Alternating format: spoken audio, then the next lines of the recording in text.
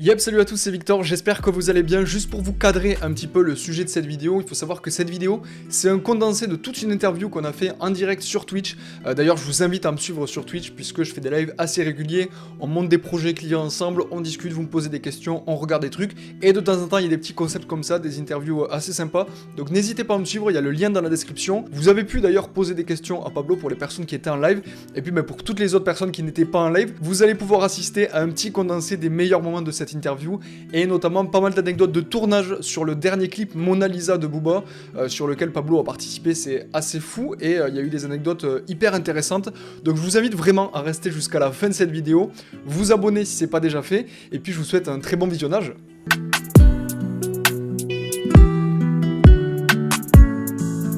Je pilote un drone depuis septembre 2013, donc ça va faire combien de temps? En gros, le pur vol accro, c'est arrivé en début 2015, et 2 ans avant, j'avais du drone normal, du Phantom en immersion. Ouais, du coup c'était le tout début, toi t'as commencé du coup en faisant des courses sur circuit. Bah ouais, j'ai commencé, le drone FPV, c'est arrivé avec les toutes premières courses de drone, où on a appris à voler dans un parking à VDJ2 avec celui qui m'a tout appris à l'époque, Toutoun. Ok. Et donc, on fabriquait des drones qu'on éclatait le samedi soir ou le vendredi soir et qu'on attendait 3 semaines les pièces qui venaient de Chine, là. Donc ça allait pas vite la progression, surtout que dans Bah un ouais. parking, quand tu sais pas piloter, tu fais 3 virages quoi, et tu les éclates. Et ça m'a aidé pour la toute première course de drone qui a eu lieu en juin 2015 à Chartres, où il y a eu, je sais pas, une 120 pilotes qui s'étaient retrouvés.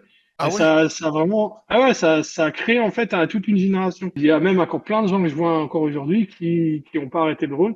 Mais à cette époque-là, il y a tous les gars qu'on connaît un peu tous maintenant qui ont commencé le drone. Il y en a bien 20% qui ont dû arrêter ou 30%. Mais il y en a beaucoup qui continuent à faire du drone, qui font comme moi de la prise de vue maintenant. Et ce qui était rigolo, c'est que moi, j'avais participé avec un speedbop. En gros, j'avais pris un bebop d'origine, je l'avais tout enlevé l'électronique et j'avais gardé ses moteurs et son châssis. Ça, c'était parce que Parrot avait entendu parler de nos entraînements en souterrain. Et derrière, il m'avait proposé, vas-y, on va faire la course avec un bebop. Et c'est rigolo parce que j'ai fini troisième. Alors, j'étais vraiment pas bon, hein. C'est juste que j'étais une des rares machines, ou si c'est pas la seule, qui avait ses hélices qui cassaient pas au crash. À D'accord. l'époque, les hélices, elles se brisaient en 1000 morceaux. Quand tu prenais une brindille ou une toile de gate, tes hélices, elles éclataient en 1000 morceaux et c'était fini. Et Ok. donc, finalement, les meilleurs, ont pas été forcément ceux qui ont gagné les courses, c'est juste ceux qui finissaient. Et moi, le speed-up, il était increvable. J'ai réussi à finir troisième, quoi. Mais là du coup tout le monde était déjà dans des trucs de bidouille et tout, il y avait pas de... Ah, c'était pire qu'aujourd'hui. C'était de la vraie bidouille. C'est-à-dire qu'il y avait peu d'infos. Le matériel, il était ultra casse-couille à faire fonctionner. En plus, ça volait super mal. C'est ça, quoi, hein. C'était vraiment la débrouille.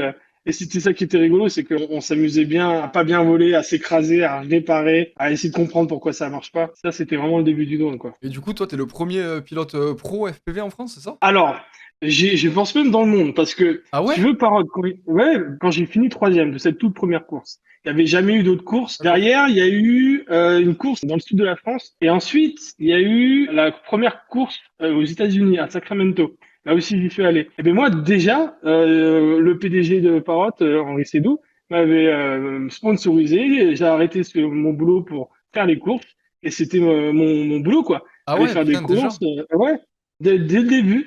Et pour pouvoir vivre, du coup, je faisais les tournages des publicités pour Parrot, mais j'étais pas encore pilote professionnel avec licence. Et je faisais surtout le drone de jeu. En gros, je pilotais le D'accord. drone pour qu'on filme. Tu vois, je travaillais, pas moi, l'équivalent de 3 4 gros tournages par an, et le reste du temps, c'était que des compétitions.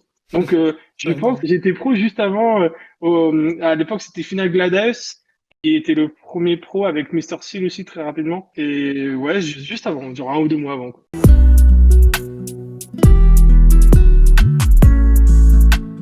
Et du coup aujourd'hui en termes de prestat tu fais un peu de tout. On va parler du clip après, mais tu bosses pour des marques Bah, en fait, je travaille pour plusieurs exploitants, mais principalement un, celui qui a fait le clip de Booba, Full Motion. Et du coup, c'est eux qui m'ont pris sous leur aile depuis 1 an maintenant. J'ai beaucoup appris, en fait, dès les premières sessions. Leur spécialité, c'est voler en double opérateur à l'Inspire. Mais surtout, la spécialité, c'est de savoir voler avec un très bon cadreur et un très bon pilote aussi, puisque il y a Benjamin qui est pour moi le meilleur pilote je veux dire, du monde, hein. Dans l'Inspire 2, il est imbattable. Et du coup, ils m'ont transmis leur savoir-faire. Et moi, j'ai pu me mettre un peu à niveau et pouvoir faire des trucs que pouvait pas faire l'équipe 1. Moi, j'ai eu une période où, avant de travailler pour Fullmo, je faisais beaucoup de techniques. J'avais fait des missions où je faisais des visées FH. En gros, avec un Matrice M210 et une caméra qui zoome, je pouvais voir des poteaux télécom jusqu'à 20 km. Ah Et c'est ouais? en fait, si tu les vois, ouais, si tu les voyais, Tu sais, tu faisais des photos plus ou moins zoomées et tu envoyais les photos à un gars qui avait un logiciel qui étudiait la topographie entre les deux poteaux. Ok, Et après, il transmettait à l'opérateur télécom. Et en ok. fonction du relief et de la nature de l'environnement, il pouvait savoir s'il pouvait le construire ou Ouais, il y avait pas. une partie qui était pas que de la prise de vue, mais de la pure technique pour des métiers qui C'est nécessitaient ça. ce genre de truc, quoi. Ouais, en fait, entre 2018, où j'ai fait mes premières missions pro en France avec Inspire 2, j'ai fait beaucoup de techniques. J'ai même fait du pur technique avec un drone qui fait de la peinture. Quand tu es devant ta surface à effacer, tu te mets à quasiment à fleur, c'est-à-dire à 5-6 cm de la surface, Ah et oui, après tu appuies sur la peinture et tu montes. Et en gros, tu montes à la bonne vitesse pour que ça recouvre bien le logo. Et si t'es bon, bah, tu fais que des bandes. S'il y a un peu de vent et que tu zigzags, bah, il faut repasser. Mais c'est comme ça qu'on a effacé des logos sur plein d'éoliennes. Là, j'ai commencé à arrêter de faire de la technique parce que je faisais beaucoup d'images avec un client que je travaille depuis longtemps à l'époque de Skydrone. Céline, c'est une marque de luxe. Ils étaient curieux du drone dès le début et puis petit à petit, à force de faire des trucs pour eux, de leur apporter des nouvelles techniques de prise de vue en drone, ils ont intégré le drone à tel point que la dernière campagne qui a été filmée au mois de juin, je crois, et tu vois, c'est beaucoup de drones. Ils ont adoré ça et ouais. on a volé à deux drones avec Benjamin. C'était 4h30 de vol Ah ouais? sans s'arrêter.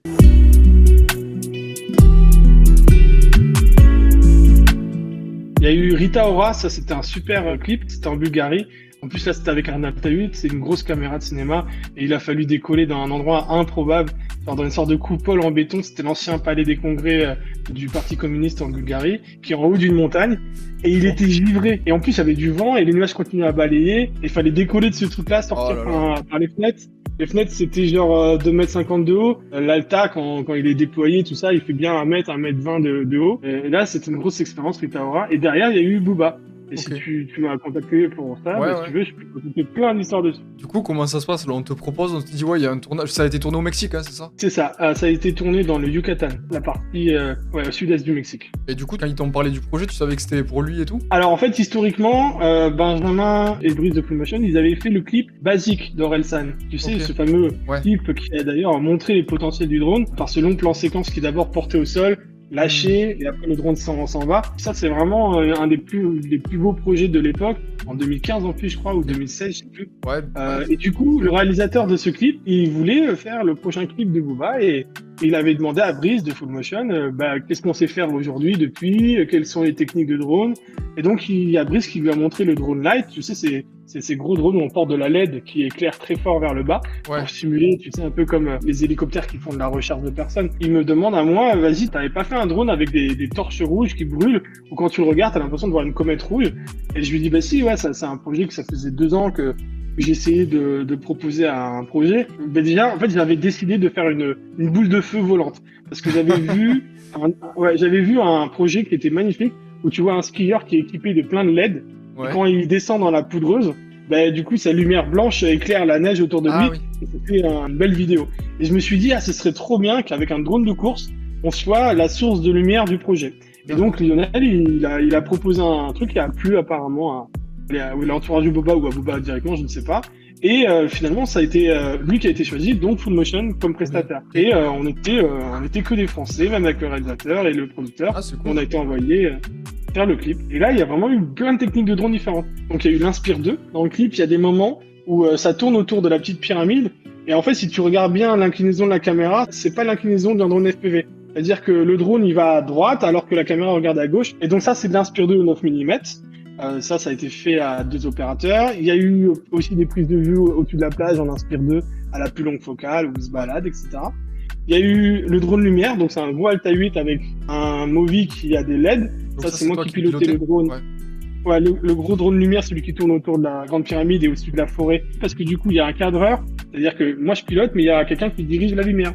Il faut, comme un drone de prise de vue, un deuxième opérateur. Ok. Parce que sinon, moi, par exemple, mon drone, il regarde devant, je tourne à gauche, et ça, la lumière va tourner à gauche. Ah oui, Mais oui, du coup, ça va peut-être pas plaire aux gens qui sont au sol, qui veulent la lumière dans un certain sens. Et après, il y a le drone FPV classique, hein, tu sais, c'est un petit ciné-whoop avec une GoPro, et quelques plans autour de la pyramide. Et ensuite, il y avait le drone torche, que j'appelle Spitfire. C'est Il y avait quelqu'un qui combien a de eu drones en l'idée. tout là? Ah, bah, déjà, il y avait 2 Inspire, il y avait 2 Alta 8. Ouais, c'est ça, il y avait 2 Alta 8. Moi, j'avais pris 4, 5 pouces, 3 pouces. Ouais, il y avait tout ça, quoi, à peu près. Et du coup, ça a duré Et- combien de temps le tournage là? Alors, ça paraît fou, mais ça a duré que 2 jours et demi. Ah ouais? C'est-à-dire que 3 jours, parce qu'en fait, il y a une matinée, on n'a pas tourné, mais en gros, tout a été produit en 3 jours, parce que ça a été super bien préparé. C'est-à-dire que l'équipe qui nous a envoyés là-bas, bah, ils avaient déjà des gens sur place qui avaient fait plein de repérages, qui avaient trouvé les lieux. Du coup, ils avaient fait un gros travail de production, et c'était trop cool, hein, le rythme. On allait repérer 1 ou 2 spots dans la journée, regarder les contraintes techniques, savoir où on allait se positionner, ce qu'on allait faire. Et le reste du temps, on allait profiter des bars et des restaurants parce que c'était à Trop l'époque bien. où on venait de faire 3 ou 4 mois de fermeture de resto Bah ouais. et de tout, quoi. C'était à quelle l'hiver, période, là, ça, du coup? horrible. C'était Ok. début février. Ah ouais, trop Donc bien. quand l'hiver devenait long, Hmm. franchement, moi j'en pouvais plus de rien faire et là c'était parfait. Et donc ouais, le tournage s'est fait en fait super vite. C'est-à-dire que comme ça a été bien préparé, que on n'a pas eu de soucis techniques majeurs, tout le monde a bien bossé, ça a été super efficace, quoi. Et ouais, ça s'est Et, bien passé, le contact avec les artistes et tout sur place. eh ben, ça, c'est trop rigolo parce que moi, je connaissais pas du tout Boba. Et je connais un peu les clics de rap. On a fait une vingtaine, on va dire, avant de faire celui-là. Et moi, j'étais très surpris par le professionnalisme de l'artiste. C'est-à-dire que t'avais pas besoin de lui expliquer pourquoi tu fais cette scène. Il comprenait très vite quels étaient les enjeux techniques en tant qu'opérateur drone ou caméraman. Il comprenait tout. En fait, il était habitué à la technique. Il avait l'œil, par exemple. Il y avait un truc qui est rigolo, c'est quand il est passé à côté de nous au drone, il a tout de suite dit, ça c'est un Inspire 2, hein. Ah ouais. Et t'as reconnu, ouais, je connais le drone et tout ça. Après, à un moment, j'étais en FPV, fallait décoller au pied de la petite. Ouais, et tu montes sur l'arête en fait de la pyramide. Ouais, c'est je ça? monte et je descends. Donc je décolle, je fais un aller-retour, je vois à peu près ce qui marche, je le reproduis et en reculant, tu sais, je veux bien descendre pour avoir une belle contre-plongée Ouais. et qu'elle dure longtemps, mais la pyramide, elle est pas haute parce qu'en fait, c'est pas une vraie pyramide. En fait, c'est une réplique Ah d'une ouais? pyramide. Ouais, c'est pas la vraie. La vraie, elle est 4 fois plus grosse. Ok. Et du coup, c'est dans qu'on appelle ça, un centre de jeu aquatique. D'accord. Et le problème, c'est que j'avais à peine commencé à descendre que j'ai raclé en fait une marche. Je me suis pas craché, mais tu sais, j'ai rebondi. Ouais. Et le Booba, juste après le vol, il fait mais je t'ai vu, là, t'as failli t'écraser. Genre, en Ouais. fait, il a l'œil. Il Ouais, a ouais. super l'œil quand tu fais quelque chose de pas correct ou de pas parfait, quoi. Il a vraiment l'œil sur la technique et j'étais vraiment surpris. Ouais, tu vois Aussi, que le mec il a a, il l'habitude, arrête. quoi. Ah ouais, puis surtout, il est chambreur tout le temps. À un moment, tu vois, il fallait faire un phénomène de vent qui souffle dans le dos des 2 artistes. Et il n'y avait pas de vent. On avait la chance pour les drones, mais du coup, ça les arrangeait pas pour la caméra. Du coup, moi, avec mon 5 pouces, je me suis caché derrière. Et tu sais, j'ai mis un gros coup de gaz pour souffler dans le dos. Parce que la caméra, ils avaient juste besoin de Comme cette plan capture accéléré, où ouais. on voit. Voilà. Et en fait, j'ai mis plein gaz et ça l'a poussé un peu vers l'avant. Et tu sais, il était au bord de la pyramide. Et il m'a trop tué. Parce que du coup, il a dû se rattraper. Il a fait, waouh, ça pousse fort et tout ça. Et là, il a dit, parce que comme Lionel, il a fait le clip de Orelsan, il a dit, tu vois, si c'était Orelsan, il serait en bas, tu vois. Parce que genre, j'aurais poussé. Ouais, il est poussé. Il arrête pas de faire des vannes. Il a pas arrêté. C'était vraiment trop cool. Et même quand on lui demandait parfois de refaire des prises, quand ça faisait déjà 2-3 fois qu'on faisait la prise, moi aussi j'étais surpris. Moi je connaissais plein d'artistes qui râlent ou qui refusent d'insister. Lui il était tout le temps là à fond au taquet. Ouais, il comprenait vraiment la partie technique et ça l'intéressait aussi. Du coup, il était curieux et il Bah, captait c'est ce qui son se clip. passait, quoi. Il disait tout le temps, c'est son clip. Il est pas là pour quelqu'un d'autre, donc Ouais, il est sûr. pour lui, il travaille pour lui. Donc c'était trop bien. Et grâce à ça, on a été ultra efficace. Alors juste avant de conclure cette vidéo, je tenais à remercier Pablo pour le temps qu'il m'a accordé. D'ailleurs, pour ça, je vous invite à aller le suivre sur Instagram, il poste plein de trucs cool autour du drone FPV, tout ça. Et puis je pense que ça lui ferait plaisir de vous voir un peu parmi ses abonnés Instagram. N'hésitez pas à aller me suivre sur Twitch, je vous l'ai dit, cette vidéo, c'est un condensé d'une interview qui a duré plus d'1h30 sur Twitch. Il y a plein de concepts, je suis très content de pouvoir discuter avec vous en direct via cette plateforme. Donc n'hésitez pas à me suivre sur Twitch, ça me ferait très plaisir de vous voir là-bas. J'espère en tout cas que la vidéo vous a plu, moi c'était vraiment un pur plaisir de faire cette vidéo. Je suis trop content du résultat, il y a des anecdotes hyper intéressantes et j'espère que vous les aurez trouvées tout aussi intéressantes que moi. En attendant, je vous dis à très bientôt, n'hésitez pas à vous abonner à la chaîne, partagez si ça vous a plu, laissez un petit commentaire, ça fait toujours plaisir. Et puis moi je vous dis à très bientôt dans une prochaine vidéo, c'était Victor, salut!